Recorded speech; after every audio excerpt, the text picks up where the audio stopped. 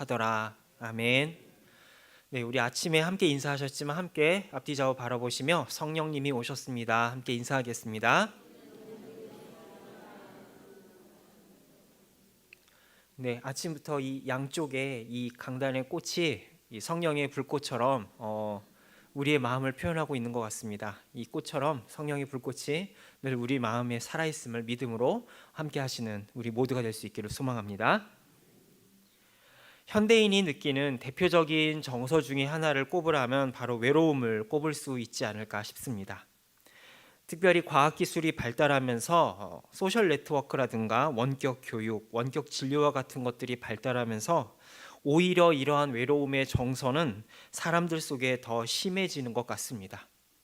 아무리 SNS에다가 멋있는 장소 또는 맛있는 음식 또 명품과 같은 사진을 올려도 그것들이 우리의 영혼 깊은 곳의 허기짐을 만족시켜 줄 수는 없는 법이기 때문이죠. 우리는 특별히 코로나 팬데믹 사태를 거치면서 사람과 사람 사이가 단절되고 또 대면하여 만날 수 없으면서 이런 외로움과 고독의 심한 동굴을 통과하지 않으면 안 되었습니다. 이런 대규모 팬데믹 사태를 거치면서 사람이 살아가는 데 있어서 정말로 중요한 것이 무엇인지 우리는 깊이 생각해 보지 않을 수 없게 되었습니다. 인간이라고 하는 말 자체가 뜻하는 것이 바로 사람과 사람 사이라는 단어일 정도로 사람은 홀로 살아갈 수 없습니다. 반드시 누군가와 연결되어 있어야 하고요. 서로가 서로를 지지해 주어야만 살아갈 수 있는 존재들입니다. 하지만 사람들 사이에 끼어 있다고 해서 그것이 내 삶의 전부를 지탱하고 또 내 마음속의 깊은 곳을 만족시켜 주지는 못합니다. 왜 그런 것일까요? 우리의 마음 깊은 곳에는 하나님만이 채울 수 있는 빈 공간이 남아 있기 때문입니다. 이러한 사실을 프랑스의 철학자이자 수학자인 파스칼은 이렇게 이야기합니다. 모든 사람의 마음에는 하나님이 만드신 하나의 공간, 즉 공백이 있다. 이것은 어떠한 피조물로도 채울 수 없고 오직 예수 그리스도를 통하여 하나님만이 채워주실 수 있는 공백이다라고 이야기하였습니다. 그럼 이 공백은 왜 생겼을까요? 성경은 그 이유에 대해서 하나님을 떠난 인간의 죄 때문에 생겼다라고 지적하고 있습니다. 그래서 사람들은 이 공백을 메우려고 여러 시도를 합니다. 돈과 명예로도 채워보려고 하고 자기 자랑과 세상의 쾌락으로 이 공백을 채워보려고 합니다. 심지어 종교와 도덕과 같은 세상의 고급한 가치들로 이 내 마음속에 빈 공간을 채우려고 하지만 하나님과 멀어진 이 공간은 이 세상의 어떠한 유무형의 것으로도 채울 수 없게 되었습니다. 인간도 하나님 앞에 가까이 나아갈 수 없고 하나님도 인간에게 가까이 갈 수 없게 되어버리고 만 것이죠. 그리고 이 거리와 공백은 시간이 가면 갈수록 더 커져만 갔습니다. 급기야 하나님은 창세기 6장 3절에서 이렇게 말씀하십니다. 창세기 6장 3절 세번역 성경은 이렇게 번역합니다. 주님께서 말씀하셨다. 생명을 주는 나의 영이 사람 속에 영원히 머물지는 않을 것이다. 사람은 살과 피를 지닌 육체요 그들의 날은 120년이다 라고 말입니다. 어떤 분들은 이 얘기를 들으면서 120년이나 살 수 있다고? 엄청나네 라고 생각할 수 있을지 모르겠습니다. 그러나 이 말씀은 사람의 수명이 120살이라는 데 초점이 있는 것이 아닙니다. 여기서 말하고 싶은 것은 뭐냐? 사람의 인생이 한계가 지어져 있다는 것에 초점을 지니고 있습니다. 하나님의 형상을 닮아서 하나님과 영원히 살 수 있는 그 인간이라고 하는 존재가 한계를 지어진 존재로 전락해버렸다라고 하는 것입니다. 수명의 한계, 존재의 한계, 능력의 한계, 여러 가지 한계와 연약함으로 둘러싸인 존재가 바로 우리들이라고 하는 것이죠. 그러나 이러한 상태를 그냥 내버려 두실 수 없어서 하나님은 끊임없이 인간들과 소통하기 위해서 여러 시도를 해 오셨습니다. 그래서 하나님이 선택하신 솔루션이 바로 아브라함과 그의 후손들인 이스라엘 백성들이었습니다. 이 세상에 많은 민족이 있었지만 하나님은 오로지 아브라함과 이삭과 야곱의 후손들만을 선택하셔서 그들을 모든 인류를 대표해서 하나님과 의사소통을 할 수 있는 전용 창구로 삼으셨다라고 성경은 이야기합니다. 하지만 그런 이스라엘 백성들 중에서도 하나님을 직접적으로 만나서 친밀한 교제를 나눌 수 있는 사람은 극히 소수였습니다. 모세와 아론을 비롯한 대제사장들이 1년에 단 한 번 성막과 성전의 지성소에 들어가서 염소의 피를 가지고 하나님과 대면할 수 있었습니다. 그리고 하나님의 기름 부으심을 받은 소수의 예언자들만이 하나님의 뜻을 알 수 있었을 뿐이었죠. 개인적으로 제가 성경을 읽으면서 이해되지 않았던 부분 중에 하나가 바로 구약에 나타난 이스라엘 백성들의 모습이었습니다. 하나님이 특별한 백성으로 선택되었 이 백성들이 왜 그렇게 시도 때도 없이 끊임없이 하나님을 떠나서 다른 우상들을 섬기는 것일까?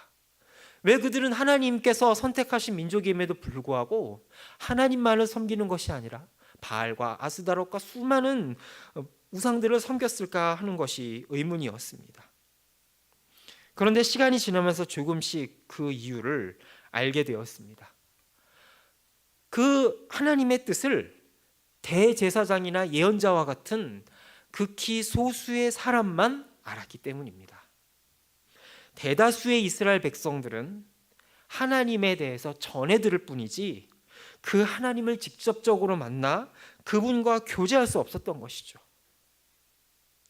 아무리 예언자들이나 제사장들이나 지도자들이 자기가 만난 하나님을 열렬히 전하고 이야기를 해도 그것은 대다수의 백성들에게 소규의 경읽기로밖에 들리지 않았던 것입니다. 리더의 고충이 바로 이런 것이죠. 사람들의 마음이 내 마음 같지 않다라는 것이 바로 리더들의 고충 아니겠습니까? 비단 리더들 뿐이겠습니까? 가장 가까이 사는 가족도 내 마음 같지 않은 것이 우리들의 현실입니다. 아니, 다른 사람을 이야기하기 이전에 나의 마음도 내 마음대로 컨트롤이 안 되는 것이 오늘 우리들의 솔직한 모습입니다. 그런 마당에 누가 누구에게 자신 있게 영향을 미친다라고 이야기할 수 있을까요? 구약의 이스라엘 백성들 역시 마찬가지였습니다. 우리가 구약 성경을 보면 훌륭한 리더들을 만납니다. 모세와 다윗, 사무엘과 다니엘, 엘리야와 같은 수많은 사람들이 하나님과 친밀하게 교제하고 그분의 뜻을 알았던 것을 보게 됩니다. 그러나 그들을 제외한 대다수의 이스라엘 백성들의 입장에서 볼 때 그 지도자들의 이야기가 내 얘기가 되지 못했다라고 하는 것입니다. 모세가 만난 하나님, 다윗이 만난 하나님, 그것은 단지 모세의 하나님일 뿐이고 다윗의 하나님일 뿐이지 내 얘기는 아닌 그저 먼 나라 얘기에 불과했다라는 것이죠. 바로 여기서 갭이 발생하게 되는 것입니다. 여러분, 오늘날 우리들도 마찬가지 아니겠습니까? 우리가 아무리 뜨거운 마음을 가지고 거리에 나가서 아무리 하나님의 말씀을 외치며 예수 천당 불신조 고래고래 소리를 질러도 그것은 전도자 혼자만의 뜨거움일 뿐이지 세상의 귀에는 어떻게 들립니까? 세상의 귀에는 그것이 복음이 아니라 소음으로 들린다는 것이 문제 아니겠습니까? 교회 안에 있는 우리들은 어떠한가요? 강단에서 아무리 전도자가 외치고 뜨겁게 설교해도 그것이 내 마음 안에 닿지 않으면 그것은 결코 나에게 열매 맺지 못하는 길바닥에 뿌려진 돌짝밭에 뿌려진 씨앗이 될 뿐입니다. 죄는 결코 멀리 있는 것이 아닙니다. 죄는 무엇입니까? 죄는 바로 하나님의 뜻과 하나님의 감정이 나의 것으로 전달되지 못하는 것입니다. 하나님과 내가 한 마음과 한 뜻을 품지 못하는 것, 이것이 바로 성경이 말하는 죄이고 그것이 무럭무럭 자라 사망을 낳게 되는 것이죠. 이스라엘 백성들이 가진 문제가 바로 여기에 있었던 것입니다. 그들은 일찍이 모세를 통해서 돌판에 새겨진 하나님의 말씀을 받았습니다.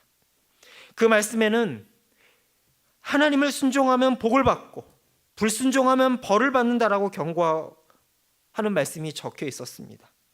그러나 문제는 뭡니까? 그 문제가 뭡니까? 돌판에만 말씀이 새겨졌지 백성들의 마음에까지는 새겨지지 않았다는 것입니다.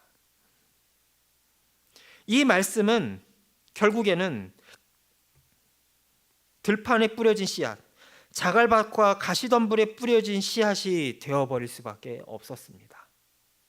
이렇게 자갈밭에 허무하게 뿌려져서 열매 맺지 못한 이스라엘 백성들은 그 불순종의 대가로 북이스라엘은 아수르에게, 남유다는 바벨론에게 끌려가서 철저한 심판을 받을 수밖에 없었습니다. 이것은 무엇을 바라볼까요? 열매 맺지 못하는, 하나님과 한 뜻을 품지 못하는 죄인된 우리 인간들이 가져가게 될 영원한 심판의 운명을 그들은 그들의 몸으로 보여주었던 것입니다. 그러나 하나님은 이러한 죄의 비참한 결과를 그대로 두고 볼 수가 없었습니다. 그래서 예레미야 예언자를 통하여 주님은 이렇게 말씀하셨습니다. 다시 한번 예레미야 31장 33절에서 34절의 말씀을 읽겠습니다. 그러나 그날 후에 내가 이스라엘 집과 맺을 언약은 이러하니 곧 내가 나의 법을 그들의 속에 두며 그들의 마음에 기록하여 여호와의 말씀이니라. 그들이 다시는 각기 이웃과 형제를 가리켜 이르기를 너는 여호와를 알라 하지 아니하리니 이는 작은 자로부터 큰 자까지 다 나를 알기 때문이라. 내가 그들의 악행을 사하고 다시는 그 죄를 기억하지 아니하리라. 여호와의 말씀이니라. 여기서 하나님을 안다라는 것은 단순히 하나님에 관해 지적으로 들어서 머릿속으로만 아는 것이 전부가 아닙니다.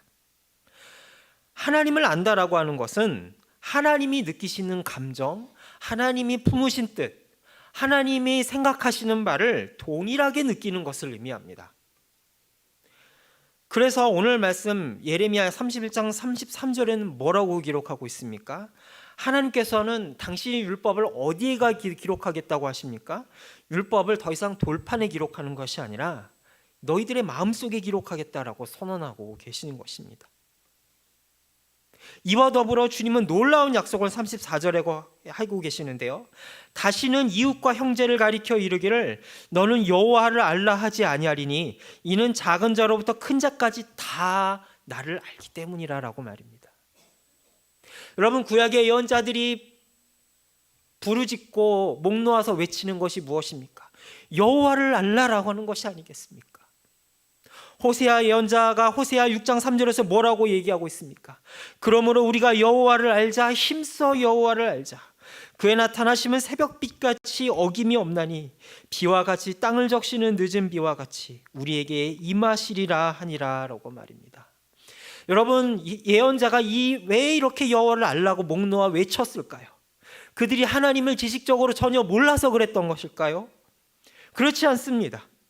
그들에게는 조상들로부터 이어져 온 예배의 전통도 있었으며 성전도 있었습니다.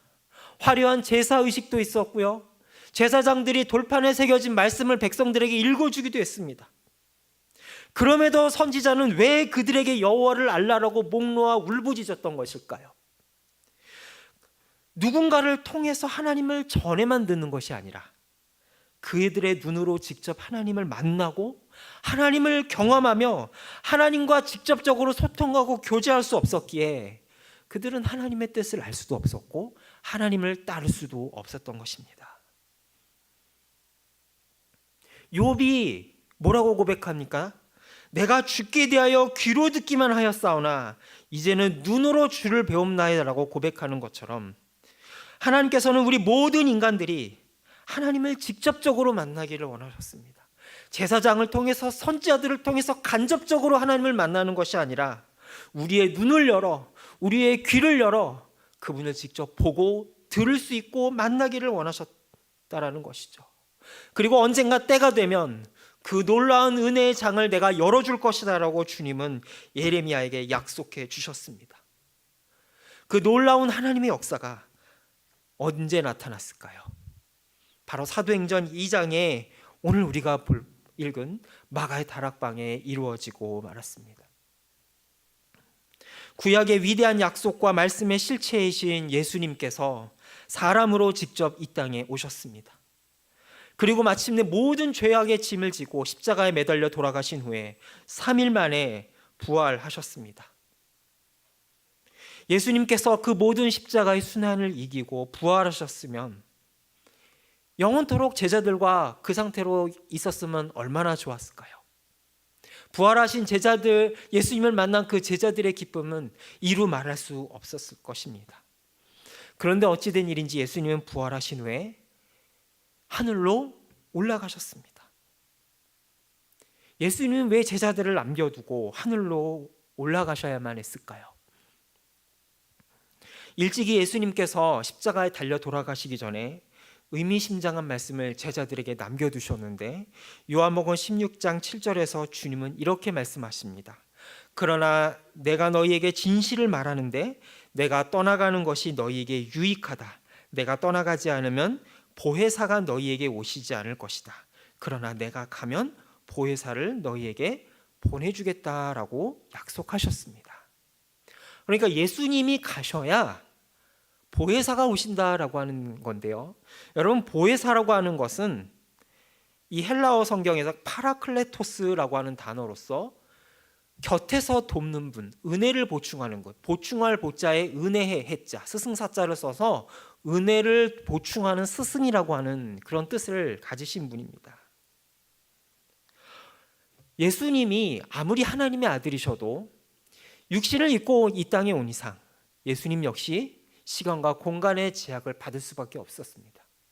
그러나 예수님께서 하늘로 올라가신 이후에 이 땅에 오신 보혜사 성령님은 시간과 공간의 제약을 받지 않은 영이시기 때문에 이 세상 어디에서나 계실 수 있게 되는 것이죠. 부활하신 다음에 예수님은 하늘로 올라가시기 전에 이렇게 말씀하십니다. 사도와 함께 모이사 그들에게 분부하여 이르시되 예루살렘을 떠나지 말고 내게서 들은 바 아버지께서 약속하신 것을 기다리라. 요한은 물로 세례를 베풀었으나 너희는 몇 날이 못되어 성령으로 세례를 받으리라 하셨느니라 라고 말씀하십니다. 예수님이 하늘로 올라가신 후에 예수님께서 이 땅에 하셨던 일을 누군가가 이 땅에 오셔서 그 예수님이 하신 일을 우리를 통해서 이루겠다라고 약속하십니다. 그리고 그 후에 일어난 일을 오늘 보면 3절은 이렇게 기록하는데요. 호련히 하늘로부터 급하고 강한 바람 같은 소리가 있어 그들이 앉은 온 집에 가득하며 마치 불의 혀처럼 갈라지는 것들이 그들에게 보여 각 사람 위에 하나씩 임하여 있더니라고 말입니다. 오늘 성령께서 사람들 위에 임하신 모습을 성경은 어떻게 묘사하고 있습니까? 불의 혀처럼 갈라지는 것이 각 사람 위에 하나씩 임하여 있다라고 말씀하고 있습니다. 불의 혀처럼 갈라지는 것은 바로 이 땅에 임하신 성령님을 묘사하고 있습니다. 그런데 이 성령님이 어떻게 임하셨다는 겁니까? 모든 사람이 그냥 뭉뚱그려서 임하시는 것이 아니라 각 사람 위에 한 사람 한 사람 위에 임하셨다라고 되어 있죠. 성령님이 우리에게 임하실 때 어떤 모습으로 임하신다라는 겁니까? 일대 다수로 군중으로 만나시는 것이 아니라 한 사람 한 사람 위에 오셨다라고 말씀하고 있습니다. 이것은 무엇을 의미할까요? 성령님께서 우리 한 사람 한 사람의 인격과 존재를 감싸고 안아주시며 우리 안에 하나님의 마음과 하나님의 뜻 그리고 거룩한 그 하나님의 마음을 심어주시는 것을 보여주고 있는 본문입니다. 여러분, 성령님을 어떻게 이해하고 계십니까? 성령님 하면 어떤 이미지가 생각이 나십니까? 보통 성령님 하면 어떤 힘이라든지 능력을 많이 생각하는 경우가 있습니다. 심지어는 어떤 분은 성령님을 무슨 기라든가 우주를 떠도는 에너지로 생각하시는 분들도 있습니다.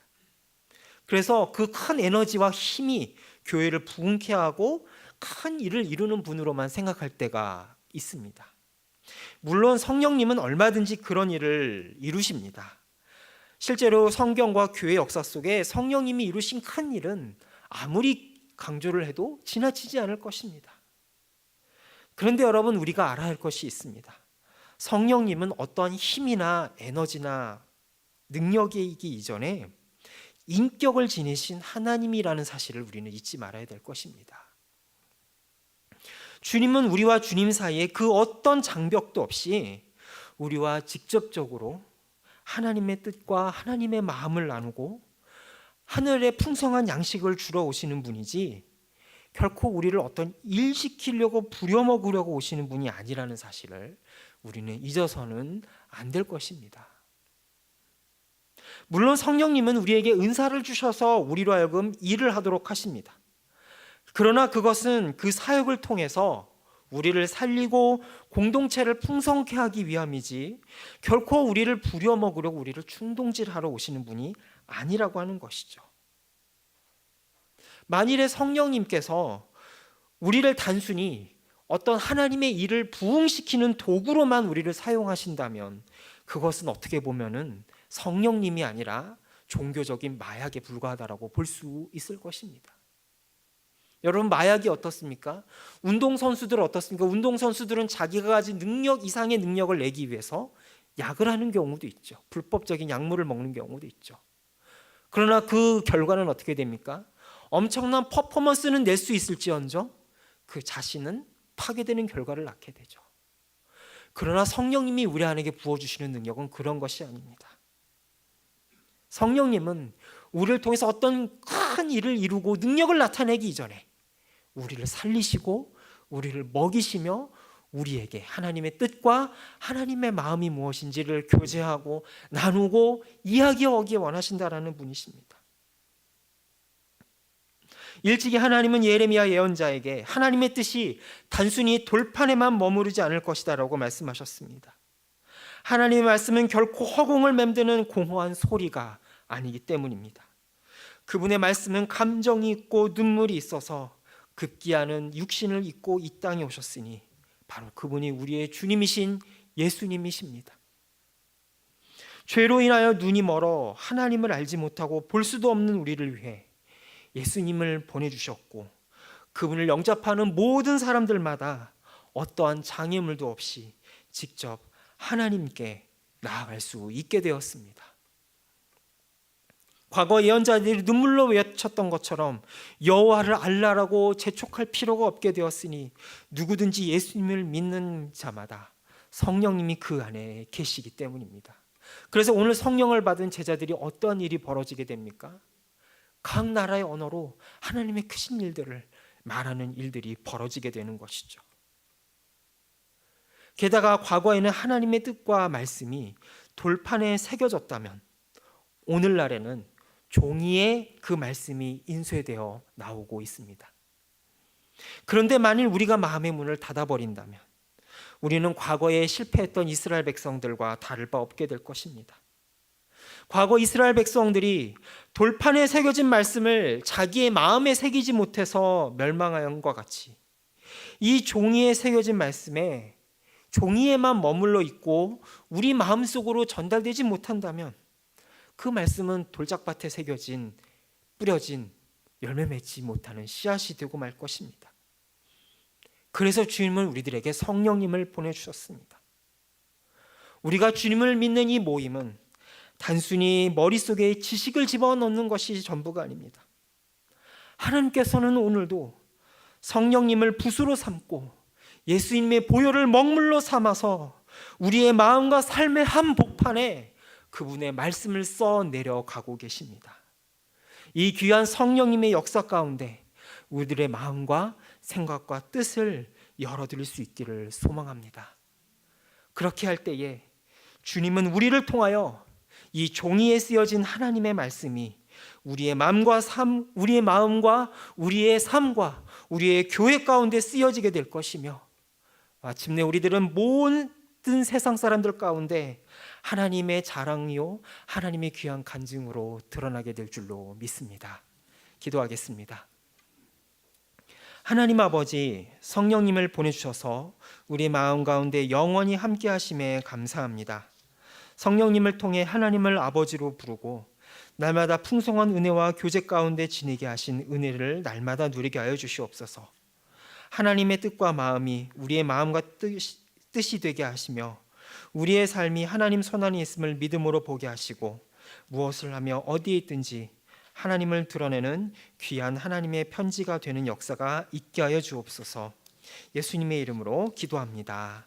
아멘. 다 같이